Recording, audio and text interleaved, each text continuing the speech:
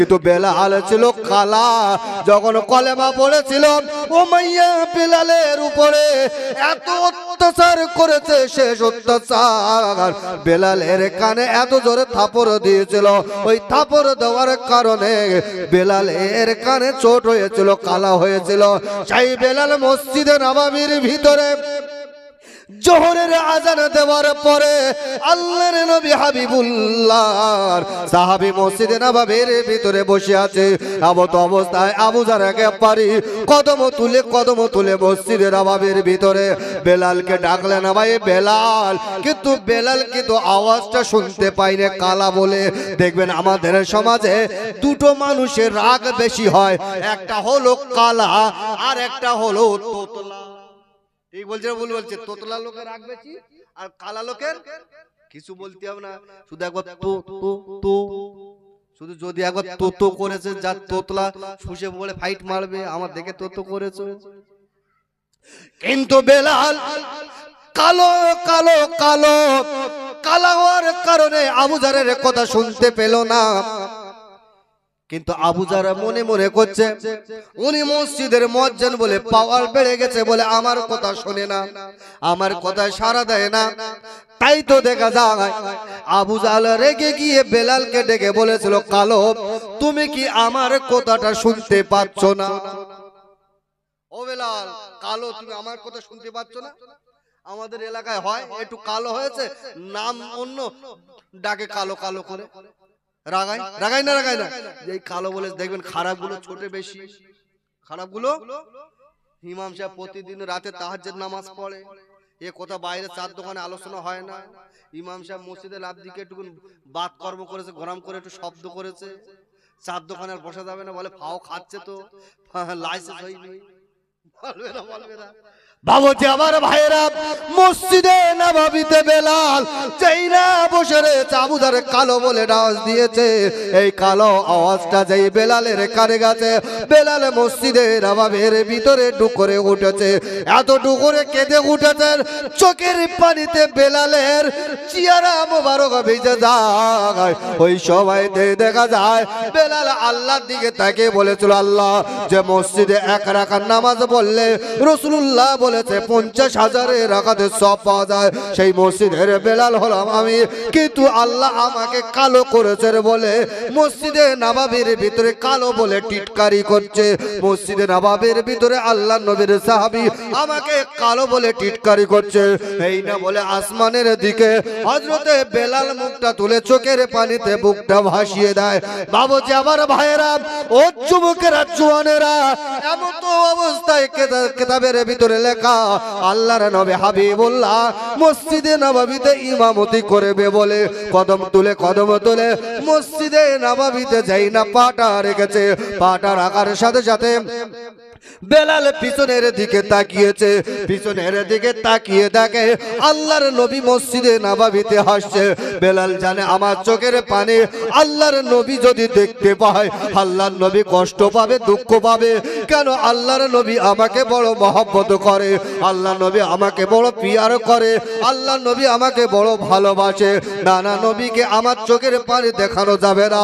বাবুজি আমার ভাইরা, বেলালের সাথে সাথে নিজের চোখের পানিটা ভালো করে মুছে, ভালো করে মুখটাকে ফ্রেশ করে নিয়ে আল্লাহ রাসূলের ওয়েলকাম জানানোর জন্য দাঁড়িয়ে গেছেন। যেই না আল্লাহর নবী নিকটে এসে বেলাল দাঁড়িয়ে বললেন, আসসালামু আলাইকা ইয়া রাসূলুল্লাহ, কে হাবিব আল্লাহ। সালাম দেওয়ার সাথে সাথে আল্লাহ নবী বেলালের চেহারার দিকে তাকিয়েছে, ওই বিলালের চেহারার দিকে তাকিয়ে আল্লাহ নবী ডেকে বললেন, বেলাল, আমি তোমাকে বড় মহব্বত করে ভালোবাসি। ও বেলাল, তুমি বলো তোমাকে কে কাঁদিয়েছে, তোমাকে কে কষ্ট দিয়েছে? বেলাল বললেন, ইয়া রাসূলুল্লাহ, না। আল্লাহ নবী ডেকে বলল, বেলাল, আমি তো দেখতে পাই তোমার যেন কে কষ্ট দিয়েছে, বলো। যাই না বলেছে কে কষ্ট দিয়েছে, বেলাল চোখের পানি ধরে রাখতে পারলো না। বেলাল ডুকরে কেঁদে উঠেছে, ফুপিয়ে কেঁদে উঠে বললেন, ইয়া রাসূলুল্লাহ, ইয়া হাবিবাল্লাহ, হুজুর গো, আমি ইসলামের জন্য, কলেমার জন্য আমি কত মার সহ্য করেছি ইয়া রাসূলুল্লাহ। আমার জিভটাকে পুড়িয়ে দিয়েছে, আমার পিঠের উপরে, আমার বুকের উপরে উমাইয়া বড় বড় পাথরটা চাপিয়ে দিয়েছে, আমি নিঃশ্বাস পাই না। দেবু আহাদ আমি বন্ধ করি না, একমাত্র লা ইলাহা ইল্লাল্লাহ কলেমা পড়ার বিনিময়ে আমার উপরে অনেক অত্যাচার হয়েছে ইয়া রাসূলুল্লাহ, ইয়া হাবিবাল্লাহ। উমাইয়া খবরে পেয়েছে যখন যাও বেলাল কলেমা পড়েছে, তাই আমাকে খাওয়ার দেওয়া বন্ধ করেছে। একদিন, দুদিন, 3 দিন নয়, বারবার বারবার উমাইয়া আমার নিকটে দাঁড়িয়ে বলেছিল, তুমি লা ইলাহা ইল্লাল্লাহ ছেড়ে দাও, আমি তোমাকে তৃপ্তি বলে খানা খাওয়াবো। কিন্তু আমি বেলাল, আমি কলেমা ছাড়িনি, আমি আপনাকে ছাড়িনি, আল্লাহকে ছাড়িনি ইয়া রাসূলুল্লাহ, ইয়া হাবিবাল্লাহ। একটা সপ্তাহ পরে মাত্র একটু করে আমাকে খাবার দিয়েছে, ওই খাবারটাকে নিয়ে খাবো, আমার পেটের জ্বালা সহ্য করতে পারি না। আমি খাবারটা মুখে তুলতে গিয়া রাসূলুল্লাহ আপনার কতটাই আমার মনে পড়েছে, আমি কলেমা পড়েছি বলে আমার যদি এত কষ্ট সহ্য করতে হয়, যে ব্যক্তিটা কলেমার দাওয়াত দিতে, যে ব্যক্তিটা কলেমা প্রচার করছে, সেই ব্যক্তিটার উপরে কত কষ্ট জ্বালা যন্ত্রণা, না না না, আমি মারা যাব, আমি দুনিয়া ছেড়ে চলে যাব, এই খাবারটা আমি আমার গালে দেব না। সবাই উমাইয়ার বাড়িতে যখন ঘুমিয়ে পড়েছে, ইয়া রাসূলুল্লাহ, ইয়া হাবিবাল্লাহ, রাতের অন্ধকারে ওই গুটি কত খাবারটাকে নিয়ে আমি লুকিয়ে লুকিয়ে লুকিয়ে আপনার কাছে এসেছিলাম।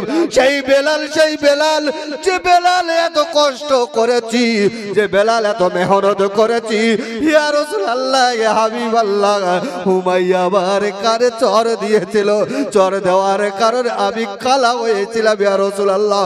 আপনি আমার একটা জায়গা করে দিয়েছেন, সেটা হলো মসজিদে নববীর মসজিদ বানিয়েছে ইয়া রাসূলুল্লাহ। আমি যখন জোহরের আযান দিয়ে আমি মসজিদে নববীতে বসে আছি, কিন্তু আপনার বিখ্যাত সাহাবী যার নামটা হলো আবু যার, ওই দেখেন মসজিদের ভিতরে বসে আছে। উনি মসজিদের ভিতরে এসে আমাকে কালো বলে দুঃখ দিয়েছে। আল্লাহ কালো করেছে বলে আমাকে মসজিদের ভিতরে কালো বলবে, এটা তো আমি মেনে দিতে পারি না। এটাই, এই কষ্টটা যেন আমার ভিতরটা চৌচির করে দিয়েছে, আমি এই কষ্টটাকে আর ধরে রাখতে পারছি না। আল্লাহর নবী হাবিবুল্লাহ বেলালের মাথায় হাতটা বুলিয়ে বলল, ও বাবা বেলাল, তুমি শুনে রাখো, জেনে রাখো, আমি রাসূলুল্লাহ তোমাকে জানিয়ে দিলাম যে আবু যার তোমাকে কলেমা, যে আবু যার তোমাকে কালো বলে দুঃখ দিয়েছে, ওই আবু যার এখনো কিন্তু ঈমানদারও হতে পারলো না। ও তোমার কষ্ট দেওয়ার বিনিময়ে আমি জানিয়ে দিলাম, তোমার গুনাহগুলো আবু যার নিয়েছে, আবু যারের নেকিগুলো তোমাকে দান করে দিয়েছে। না না, আল্লাহ নবী এখনো সহ্য করলো না। আল্লাহর নবী হাবিবুল্লাহ দু জাহানের বাদশা এবার শুরু করলেন, আবু যারকে ডাকলেন, এই বাবা আবু যার, চাই না আবু যারকে ডাকলেন। আবু যার নিকটে দাঁড়িয়ে বললেন, ইয়া রাসূলুল্লাহ, ইয়া হাবিবাল্লাহ, হুজুর গো, চাই না আল্লাহ রাসূলকে সালাম দিয়েছে। আল্লাহ নবী ডেকে বললেন, বাবা আবু যার, আমি জানি তুমি হলে ঈমানদার, আমার পিছনে তুমি নামাজ পড়ো, তুমি ঈমানদার, তবে আমি রাসূলুল্লাহ, আমি তোমাকে জানিয়ে দিলাম এখনো তুমি ঈমানদারও হতে পারলে না। যাই না বলেছেন মসজিদে নববীর ভিতরে আবু যার ভিক্ষুকের মতো হাত দুখানা তুলেছে, হাত দুখানা তুলে বললেন, ইয়া রাসূলুল্লাহ, হাবিবাল্লাহ, আমি কি অন্যায়, কি অপরাধ করেছি যার জন্য এখনো আমি ঈমানদার হতে পারলাম না? আপনি মসজিদের ভিতরে আমাকে এমন করে জানালেন। আল্লাহর নবী হাবিবুল্লাহ দু জাহানের বাদশা জানিয়ে দিয়ে বললেন, বাবা, এ বাবা আবু যার, শুনে রাখো, তুমি যে বেলালকে কালো বলে টিটকারি করেছো, এই কালো বলার কারণে তুমি এখনো ঈমানদার হতে পারলে না। আল্লাহ নবী বললেন, আবু যার শোনো, আমি রাসূলুল্লাহ হাবিবুল্লাহ তোমাকে জানিয়ে দিলাম, ঈমানদার কোনোদিন কাউকে কষ্ট দিতে পারে না। আল মুসলিমু মান সালিমাল মুসলিমুনা বিল লিসানিহি, আমি রাসূলুল্লাহ জানিয়ে দিলাম যে মুসলমান ঈমানদার বলে দাবি করবে, এই জবানের দ্বারাই কাউকে কষ্ট দিতে পারবে না। তুমি তোমার জবানের দ্বারাই মসজিদে নববীর যিনি বেলাল, ওই বেলালকে কালো বলেছো, তার মানে হলো তুমি এখনো ঈমানদার হতে পারলে না। ওই সময়তে আবু যার দাঁড়িয়ে বললেন, ইয়া রাসূলুল্লাহ, ইয়া হাবিবাল্লাহ, আমি যতদিন যতদিন হায়াতে থাকবো, জীবিত থাকবো, এই জুবানের দ্বারাই আমি আর কাউকে কষ্ট দেব না। আপনি আমাকে ক্ষমা করে দেন, মাফ করে দেন। ওই সময়তে আল্লাহ নবী ডেকে বললেন, বাবা আমি মাফ করলে হবে না, হুকুকুল ইবাদ আর হুকুকুল্লাহ হুকুকুল ইবাদ। একটা হলো আল্লাহর হক, একটা হলো বান্দার হক। তুমি হক নষ্ট করেছো, তুমি বেলালকে দুঃখ দিয়েছো, এটা হলো বান্দার হক, হুকুকুল ইবাদ। তুমি যতক্ষণ ওই বান্দার কাছে ক্ষমা না চাইবে আর বান্দা যতক্ষণ ক্ষমা না করবে, আমি রাসূলুল্লাহ জানিয়ে দিলাম এই ক্ষমাটা আল্লাহ করবে না। ওই সময়তে আবু যার গিয়ে বললেন, ইয়া রাসূলুল্লাহ, ইয়া হাবিবাল্লাহ, আপনি আমাকে কলেমা পড়েন, আপনি আমাকে ক্ষমা করে দেন, আপনি আমাকে মাফ করে দেন, আমি আর জবানের দ্বারে কষ্ট দেব না। বাবুজি আমার ভাইরা, ইমানদারের গুণ হলো একজন যদি কেউ অন্যায় করে, অপরাধ করে আর অপরাধের বিনিময়ে যদি ক্ষমা চায়, যে ব্যক্তিটা ক্ষমা করে দেবে, এটা হলো ইমানদারের একটা গুণ। ওই সময়তে বেলাল বললেন, ভাই আবু যার, আমি আমার অন্তর থেকে আপনাকে ক্ষমা করে দিলাম। জোরে বলেন সুবহানাল্লাহ। এখন আমরা যারা বসে আছি, এরকম জবানের দ্বারা আমরা কষ্ট দেই বলে মনে হয় মানুষের? হ্যাঁ, আমরা তো একটু ভাবি না, ভাবি কি কিছু কিছু আবার মাল আছে, ফাও খরো আছে, নেই জলসা হচ্ছে, একটা গরিব মানুষ বাদাম বিক্রি করে, এ লেবে 100 গ্রাম বাদাম লে জলসায় বসে বসে খাবে, সেই 100 গ্রাম ওজন করে আগে 10-12টা খাওয়া হয় না, হয় না, চালিয়ে যাচ্ছে। বাবুজি আমার ভাইরা, জাতীয় আসাদ দাঁড়িয়ে বললে, ইয়া রাসূলুল্লাহ, ইয়া হাবিবাল্লাহ, আমি কলেমা পড়েছি, আপনি আমাকে বললেন, তাহলে আমি যতদিন হায়াতে থাকবো, জীবিত থাকবো, আমি জবানের দ্বারাই কাউকে কষ্ট দেব না। তাহলে এই দুটো হলো আমাকে ছেড়ে দেওয়া। তৃতীয় নাম্বার হলো দাবি হলো, বলেন আমাকে এবার করণীয়টা কি, বলেন কোনটা করব কোনটা করব এটা বলে দাও। আল্লাহ নবী হাবিবুল্লাহ দু জাহানের বাদশা সাইয়্যিদুল মুরসালিন জানিয়ে দিয়ে বলল, বাবা তুমি যখন কলেমা পড়ে মুসলমান হয়েছ, এই মুসলমানের বিনিময় দুটো জিনিস তোমাকে ছেড়ে দিতে হলো। এইবারে হলো করণীয় হলো আকিমুস সালাত, তোমাকে নামাজ কায়েম করতে হবে। কি করতে হবে? নামাজ পড়তে হবে। কে বললেন, ইয়া রাসূলুল্লাহ, গে হাবিবাল্লাহ, কলেমা পড়লে যদি আপনি আমার ভাই হন, কলেমা পড়ার বিনিময়ে গরিব যদি ধনী হয়, এটা হলো দুনিয়ার লাভ অংশ। তাহলে আমার দাবি হলো নামাজের বিনিময়ে দুনিয়ায় লাভ অংশ আমাকে দেখিয়ে দেন। নামাজের বিনিময়ে দুনিয়ায় যদি কোনো লাভ অংশ দেখাতে পারেন, তাহলে আমি দুনিয়াতে নামাজে পড়বো, নতুবা আমি কোনোদিন নামাজে পড়বো না। আল্লাহ নবী হাবিবুল্লাহ ডেকে বললেন, বাবা এ বাবা আসওয়াদ, তবে তুমি শুনে রেখে দাও, জেনে রেখে দাও, নামাজের বিনিময়ে দুনিয়ায় লাভ অংশ হলো তুমি যদি প্রকৃত নামাজি হতে পারো, এই নামাজের বিনিময়ে তোমার দুটো টেনশন আমার আল্লাহ সরিয়ে দেবে। এক নাম্বার হলো তোমার অভাব সরিয়ে দেবে, এক দ্বিতীয় নাম্বার হলো খাবার দায়িত্ব আমার আল্লাহ নেবেন। ফালিয়াবুদু রাব্ব হাযাল বাইতিল্লাযী আত'আমাহুম মিন জুগ। আল্লাহ বললেন, বান্দা তুমি যদি আমার নামাজি হয়ে যেতে পারো, রুকু করনে ওলার মতো যদি রুকু করো, অসুজুদু সিজদাকারীদের মতো সিজদা করো, এই সিজদার বিনিময়ে রুকুর বিনিময়ে আমার আল্লাহ তোমার রিজিকের ব্যবস্থা করে দেবে। ওই সময়তে আল্লাহর নবী হাবিবুল্লাহ ডেকে বললেন, বাবা দ্বিতীয় নাম্বার হলো ওয়ালা তাইগিন ওয়ালা তাহজানু ওয়া আনতুমুল আলাউনা ইন কুনতুম মুমিনিন। হে বাবা আসওয়াদ, তুমি শুনে রাখো, পরিচিত যদি নামাজি হতে পারো, এই নামাজের বিনিময়ে পৃথিবীর কোনো মায়ের লাল তোমার দিকে আঙুল তুলে কথা বলতে পারবে না। জোরে বলেন সুবহানাল্লাহ। এখন আমি যদি নামাজি হয়, কোন মোস্তান লিডার, মোস্তান বলেন আর লিডার বলেন আর যত বড় পাওয়ারফুল মানুষ হোক, যদি আমার দিকে আঙুল তুলে কথা যদি না বলতে পারেন, আমার দিকে ফলো করেন, যদি কথা যদি না বলতে পারে, তাহলে এই ব্যক্তিটা মূল্যবান হবে না, হবে না? কোন কেউ আমার দিকে তাকে কথা বলতে পারবে না, সাহস পাবে না। বাবুজি আমার ভাইয়েরা, 18 বছরের যুবক, তিনি হলেন কোরআনের হাফেজ। কোরআনের হাফেজ, কোরআন তেলাওয়াত করে, এতিম ছেলে, অসহায়, কোরআন তেলাওয়াত করতে করতে বললেন ফালিয়াবুদু রাব্বা হাযাল বাইতিল্লাযী আত'আমাকুম মিন জু।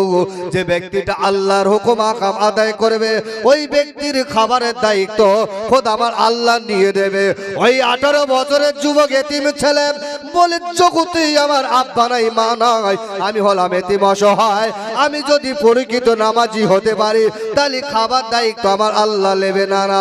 তাহলে আমার আর কোনো দুনিয়ায় ছোটাছুটি দরকার নাই। কোরআন তেলাওয়াত করতে করতে উনি বললেন ওয়ালা তাহিনু ওয়ালা তাহজানু ওয়া আনতুমুল আলাউনা। এই নামাজের বিনিময়ে পৃথিবীর কোনো মায়ের লাল অপমান অপদস্থ করতে পারবে না। ওই 18 বছরের যুবক ছেলেটা এবার বুকে কোরআন শরীফ নিয়ে বলল, আল্লাহ আমার জগতে আব্বা নাই মা নাই, আমি অসহায়, তাহলে আমি আর গ্রামে বসবাস করব না। তোমার হুকুম আহকাম ইবাদত আমি জঙ্গলে গিয়ে ইবাদত করব। কেন? তোমার কোরআন জানিয়েছে ইবাদতের বিনিময়ে খাবারের দায়িত্ব তুমি নিয়েছো, ইবাদতের বিনিময়ে সর্বদিক থেকে হেফাজতের দায়িত্ব নিয়েছো।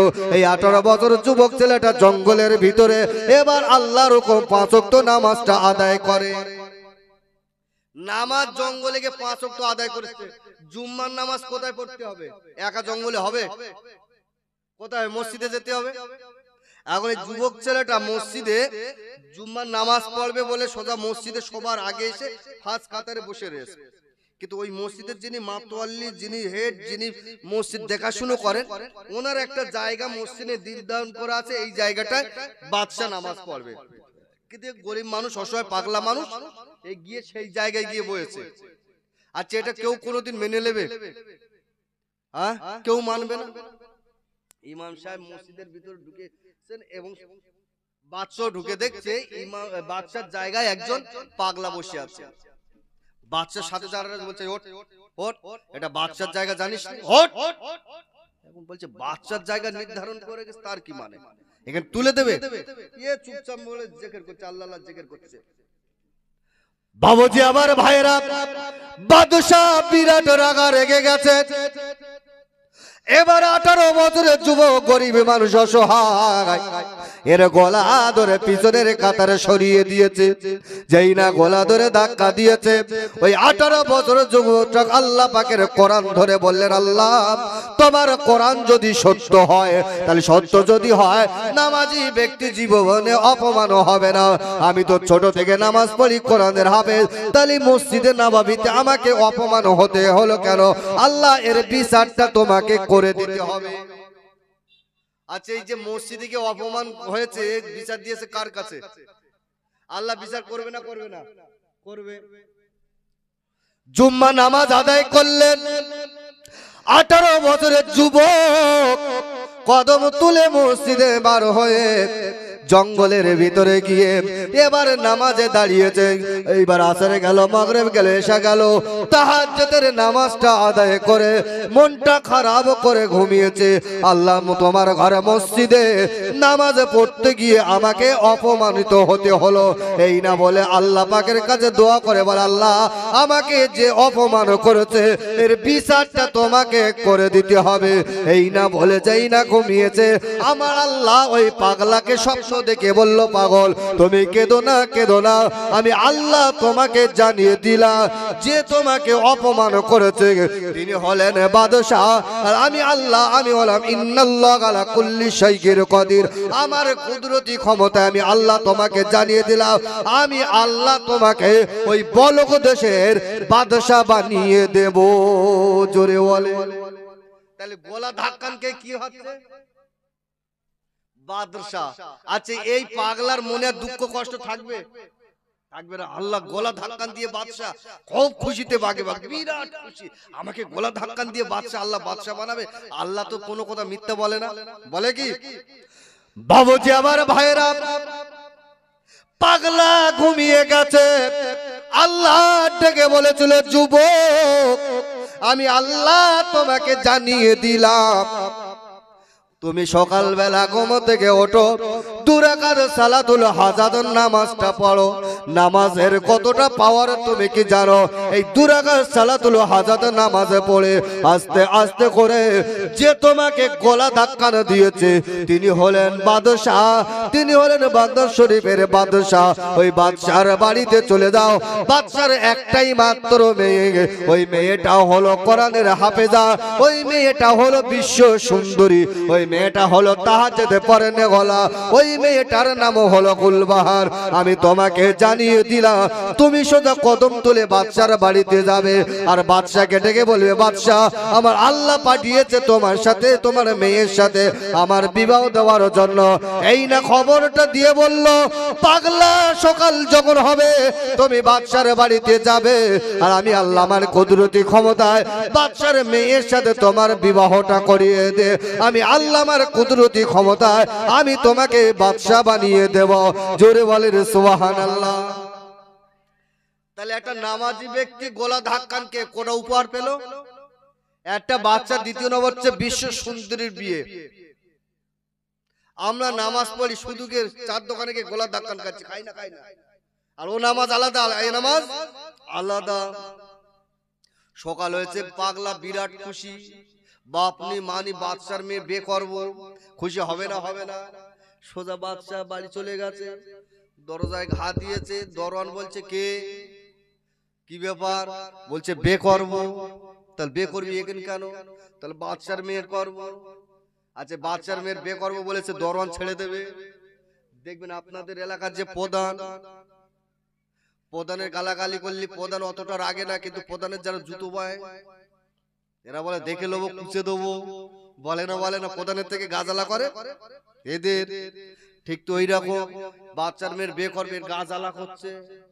বাচ্চার মেয়ের বিয়ে করবে, বলে হ্যাঁ, বল বেরো এখান থেকে। বলছে না বিয়ে করবো। বলছে দাঁড়া, ঘর থেকে হেলো বাড়ি বার করে হদ্দম মার, বিয়ে করবি? মেরে পিট টিট ফুলকে দিয়েছে। এ তখন রাস্তাতে যাচ্ছে আর বলছে, আল্লাহ তোমার কথা শুনে মসজিদে গিয়ে গোলা ধাক্কান খেয়েছি, আবার তোমার কথা শুনে বিয়ে করতে এসে ফের মার খেয়েছি, যতদিন বেঁচে থাকবো আর বের কোথার মুখী আনবো না। সোজা জঙ্গলে গিয়ে নামাজ পড়েছে, পরে তাহাজ্জুদ পড়ে ফের ঘুমিয়েছে, মনটা খারাপ। আমার আল্লাহ ডেকে বলেছিল, যুবক তুমি কেঁদো না, আমি আল্লাহ তোমাকে জানালাম ভালো জিনিস নিতে গেলে মেহনত করতে হয়, ভালো জিনিস নিতে গেলে কষ্ট করতে হয়। আমি আল্লাহ যে কথা বলি নড়চড় হয় না। তবে তুমি শুনে রাখো, আগামীকাল সকালবেলা ফজরের নামাজের পরে ফের কদম তুলে তুমি বাদশার বাড়িতে যাবে। আর বাদশার বাড়িতে গেলে আমি আল্লাহ আমার কুদরতি ক্ষমতায় বাদশার মেয়ের সাথে তোমার বিয়ের ব্যবস্থা করে দেব। পাগলা যখন আল্লাহর কথা বলেছে, আবার সকাল যখন হয়েছে, আবার বাচ্চার বাড়িতে গিয়ে হাজির। ফের দরজায় ঘা দিয়েছে, দরজা খুলে দরওয়ান বলছে, কি ব্যাপার? বলে বিয়ে করবো। বলে কার মারির কথা মনে নেই? বলে সব মনে আছে, বিয়ে করবো। যেই বলেছে বিয়ে করবো, ফের মারটার খেয়ে যাচ্ছে। বলছে আল্লাহ নেড়া বেলতলায় একবার যায়, বারবার আর না, জীবনে বের কোথার মুকিলে আসবো না। বাড়ি গেছে, নামাজ পড়ে ঘুমিয়েছে। আল্লাহ ডেকে বলছে, ইব্রাহিম তবে শুনে রাখো, ভালো জিনিস নিতে গেলে মেহনত করতে হয়, কষ্ট করতে হয়। তবে আমি জানালাম যে মেয়েটার সাথে তোমার বিয়ের ব্যবস্থা হবে, ওই মেয়েটা হলো সুন্দরী, ওই মেয়েটা হলো তাহাজ্জুদে পড়েনেওয়ালা, কোরআনের হাফেজ। আমি আল্লাহ জানালাম সকাল যখন হবে তুমি চলে যাও, আমি তোমার বিয়ের ব্যবস্থা করে দেব। সকাল যখন হলো, 18 বছরের যুবক ছেলেটা এবারে কদম তুলে এবার সোজা চলে গেছে বাদশার দরজার কাছে গিয়ে বললেন, আসসালামু আলাইকুম ইয়া আহলাল বাইত। যেই না সালাম দিয়েছে, ও ঘোড়া লোকে আছো, যেই না সালাম দিয়েছে, ঘরের ভিতর থেকে বাদশা চিৎকার করে বলে, দরওয়ান কে যেন আমার দরজার পাশে সালাম দিয়েছে, তার গলার আওয়াজটা খুবই ভালো, তার গলার মধুরতা খুবই ভালো। ওই সময়তে দরওয়ান দরজা খুলে দেখে 2 দিন যাকে মেরেছে সেই পাগলা দাঁড়িয়ে রয়েছে। বলছে বাদশাহ একটা পাগলা আপনার মেয়ের বিয়ে করবে বলছে, সেই পাগলা এসে বলে আমার মেয়ের বিয়ে করবে, বলে হ্যাঁ, বলে আজ দুদিন এসে দুদিন ঝাপটা মেরেছি পালিয়েছে, আজকে ফের সালাম দে, বলছে পাগলা ডেকে লাই, মারিস নি, ডেকে লাই। পাগলা গেছে, আসসালামু আলাইকুম, ওয়ালাইকুম সালাম, কথাবার্তা হচ্ছে। বাদশাহ ডেকে বলছে পাগলা কি ব্যাপার, বলে বিয়ে করবো, বলতে বিয়ে করবি, মেয়ে দেখে দিচ্ছি, বলছে না বাদশাহ আপনার মেয়ের বিয়ে করবো, আপনার মেয়ের বিয়ে করবো। আচ্ছা বাদশাহ মেনে নেবে না কেন, আমরা মানিনি তো মানবে কোথায়? যদি বড় লোকের ছেলে, বড় লোকের ছেলে যদি গরিবের মেয়ের সাথে প্রেম করে, বাপ যদি জানে কি বলে, বল তেজ্য পুত্র করবো, বিয়ে করলে কুচে দেবো, বলে না, বলে না, দেখে দেখে ফকির ধরেছিস।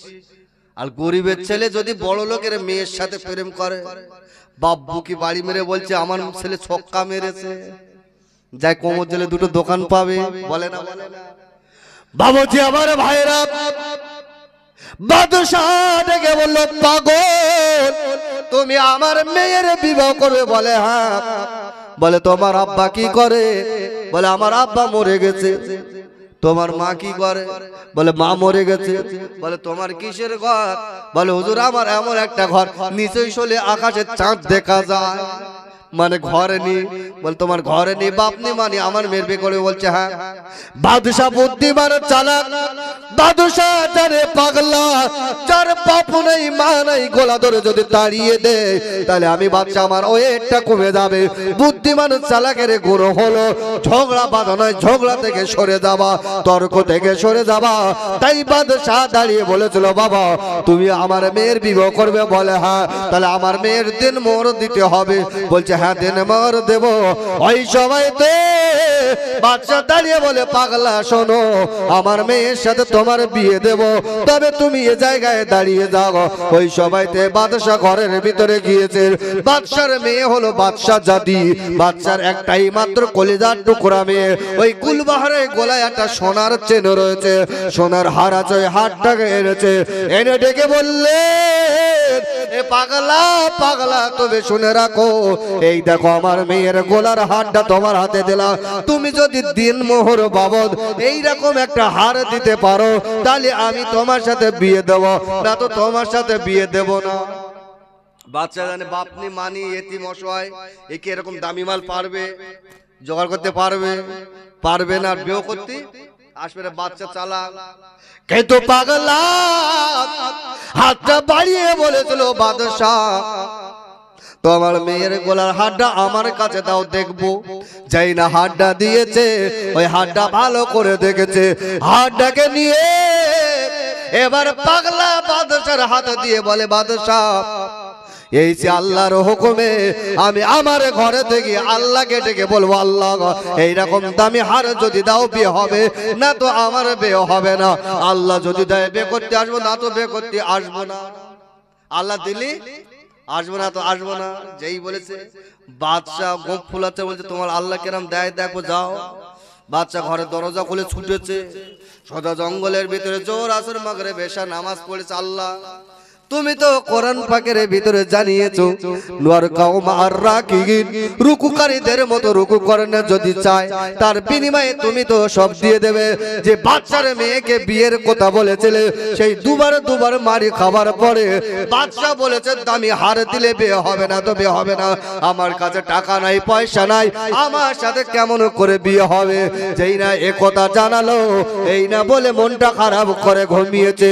আমার আল্লাহ ওই 18 বছরের যুবক এতিম ছেলেকে ডেকে বলে বাবা তুমি কেঁদো না, আমি আল্লাহ ইন্নাল্লাহু আলা কুল্লি শাইইন কাদির, আমার কুদরতি ক্ষমতা আলাদা, আমার কুদরতি পাওয়ারটা হলো আলাদা। এই পাগলা শোনো, সকাল যখন হবে তুমি আস্তে আস্তে করে ঘুম থেকে ওঠো, ফজরের নামাজটা আদায় করো, 2 রাকাত সালাতুল হাজাত পড়ে সোজা আস্তে আস্তে করে তুমি জঙ্গল তোমার ঘর ছেড়ে জঙ্গল বেদ করে চলে যাবে। কিছু দূর যাওয়ার পরে দেখবে বিরাট বড় নদী পড়েছে, নদী, ওই নদীর কিনারায় দাঁড়িয়ে যাবে, নদীর কিনারায় দাঁড়িয়ে গিয়ে সালাম দেবে। ওই সময় তো আইজা হইয়ে তুমি তাহিয়াতির, তুমি ও জায়গায় দাঁড়িয়ে আরবি ভাষায় সালাম দেবে। সালাম দেওয়ার সাথে সাথে দেখবে আমার আল্লাহ জানিয়ে দিলে বাবা তুমি সালাম দেবে আর হাতটাকে পৌঁছে দেওয়ার দায়িত্ব আমার। তবে শুনে রাখো, বাদশাহ যে মালটা দেখিয়েছে, বাদশাহ যে হারটা দেখিয়েছে, আমি আল্লাহ তার থেকে আরো দামি উন্নত মানের হার আমি আল্লাহ তোমার হাতে পৌঁছে দেওয়া, তুমি চিন্তা ভাবনা করো না। এই না বলে যখন জানিয়ে দিয়েছে, পাগলার ঘুমটা ভেঙে গেছে, সারাটা রাত আল্লাহর ইবাদতে কাটিয়ে দিয়ে ফজরের নামাজটা আদায় করেছে, 2 রাকাত সালাতুল হাজাত নামাজ পড়ে কদম তুলে এবার সোজা চলে গেল জঙ্গলের কিনারায়। ওই জঙ্গলের কিনারায় বিরাট নদীর কিনারায় দাঁড়িয়েছে। আল্লাহ জানে বলেছিল, পাগলা তুমি ও জায়গায় দাঁড়িয়ে সালাম দেবে। ওই যা হুইয়িতুম বিতাহিয়াতির, ওই পাগলা নদীর কিনারায় দাঁড়িয়েছে। ওই যা হুইয়িতুম বিতাহিয়াতির, যাইনা সালাম দিয়েছে। সালাম দেওয়ার সাথে সাথে আমার আল্লাহ ইন্নাল্লাহু আলা কুল্লি শাইইন কাদির, আল্লাহর কুদরতি ক্ষমতায় হযরতে খিজির আলাইহিস সালাতু ওয়াস সালাম নদীর পানির ভিতর থেকে হাতটা বাড়িয়ে বাচ্চার মেয়ের গলায় যে দামি হার ছিল তার থেকে আরো দামি হার আবার আল্লাহ তুলে দিয়েছে। জোরে বলেন। যেই তুলে দিয়েছে, পাগলা হাতে করলেছে, পাগলা খুশি হবে না? হবে না? বিরাট খুশি, হাতটা পকেটে নিয়ে আল্লাহু আকবার বলে নামাজে দাঁড়িয়েছে, 2 রাকাত শুকরিয়া আদায় করেছে। আল্লাহ মাল দিয়েছে মানে বিয়ে আবার হবে না? হবে না? সোজা যাচ্ছে জঙ্গল ভেদ করে, বাচ্চার দরজার কাছে সালাম দিয়েছে। বাচ্চা ডেকে বলছে, দরওয়ান কে এসে? বল সেই পাগলা ফের জ্বালাতন করতে এসেছে। বলছে পাগলা ডাক। পাগলা ডেকেছে, পাগলা ঘরের ভিতরে গিয়েছে বাচ্চার কাছে। বাচ্চা দাঁড়িয়ে বললে, এ বাবা পাগল, তুমি কি আমার মেয়ের বিবাহ করবে? বলেছিল হুজুর হ্যাঁ বিয়ে করব। বলে দিন মারবা, সে মাল তুমি কেনছো? বলছে হ্যাঁ। বলছে কই কি মাল এনেছো তুমি? সিডি গোল্ডের মাল আননি তো। বাচ্চা জানে এত মাল, দামি মাল পাবে কোথায়? বলছে হ্যাঁ এনেছি। বলছে দাও। মালটা হাতে করে যে বাচ্চা দিয়েছে, বাচ্চা চোখ কপালে উঠেছে। জোরে বলেন সুবহানাল্লাহ। যে এত দামি মাল পেলো কোথায়? বাচ্চা একবার হাড়ের দিকে তাকায়, একবার পাগলার দিকে তাকায়। বাচ্চার মেয়ে গুলবার ঘরের ভিতর থেকে সব দেখছে, সব শুনছে। বিষয়টা কি হচ্ছে? আমার বিয়ে করতে এসে পাগল, আমি বাচ্চার মেয়ে আর আমার এই পাগলের সাথে বেঁধে দেবে, বিষয়টা সব শুনছে। বাচ্চা দাঁড়িয়ে এবার আজ দরবারে যত মানুষ ছিল সবাইকে ডাকলো। বাদশাহ ডাক দিয়ে বললেন, বাবা এই যে পাগল ছেলেটা আমার বাড়িতে এসেছে, আমার একটাই মাত্র কলিজার টুকরা মেয়ে। ওই মেয়েটার নাম হলো গুলবাগান, মেয়েটা হলো কোরআনের হাফেজ। ওই মেয়েকে বিবাহ করতে এসেছে, তবে আমি যে দাবি করেছিলাম দাবিটা পূরণ করেছে। এখন আমার অদ হলো এই পাগলার সাথে আমার মেয়েটাকে বিবাহ দিতে হবে। এই না বলে দরওয়ানকে ডেকে বললে, রাজদরবারের সমস্ত মানুষদেরকে ডেকে এবার সুন্দর করে প্যান্ডেল করো, বিয়ের জায়গা তৈরি করো, এই পাগলার সাথে আমার মেয়ের বিবাহ দেব। জোরে বলেন সুবহানাল্লাহ। কিসের বিনিময়? নামাজ। যেই বলেছে বেদবো, এখন কিছু কিছু মানুষের এবার হিংসা শুরু হয়েছে।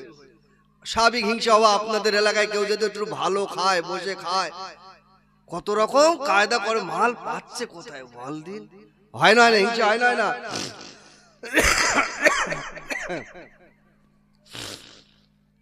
এবারে দেখা যায় কিছু কিছু মানুষ রাজদরবারের ভিতরে হিংসা শুরু করেছে। বাদশাহ আপনার মেয়ে হলো বাদশাহ জাদি, যে ছেলেটা বিয়ে করতে সে ঘর নাই, কেমন করে বিয়ে দেবে? এটা কিন্তু মানা যায় না। অনেকে বাদশার ছেলে বিয়ে করার প্রস্তাব দিয়েছে, কিন্তু পাগলার সাথে বিয়ে দেওয়া যাবে না। বাদশা রেখে বললে, শোনো ওয়াদা করেছে বেদিতে হবে, কোনো কথা হবে না। বলছে না। বলছে বাদশা কিছু যদি মনে না করেন বিয়ে ভেঙে দেবো, কোনো কায়দায় বিয়ে হবে না। বলছে কেমন করে বিয়ে ভাঙবে? আমাদের এলাকায় দেখবেন কিছু মানুষ রয়েছে বিয়ে ভেঙে দেওয়ার জন্য ঠিক কায়দাবাজি করে। বল চলো গোপন বইটাকে যাই। গোপন বইটাকে গিয়ে বয়েছে বাদশাহ, পাগলা 4 দিন জ্বালাতন করেছে, এমন কায়দা তৈরি করব পাগলা জীবনে আর আসতে পারবে না, বিয়েও আর হবে না। বলে কি? বলে 1 নাম্বার কায়দা হলো বাদশাহ ওই যে সোনার হারটা এনেছে সেটা কোথায়? বলে কি তো? বলে পাগলাকে যদি আমরা সবাই মিলে মার্ডার করে দেই, মার্ডার করে দিলে আপনার মেয়ের বিয়েও হবে না, আর পাগলা মার্ডার করব গোপনে, কেউও জানবে না, বিয়েও হবে না। যুক্তি খারাপ দেশে না ভালো দেশে?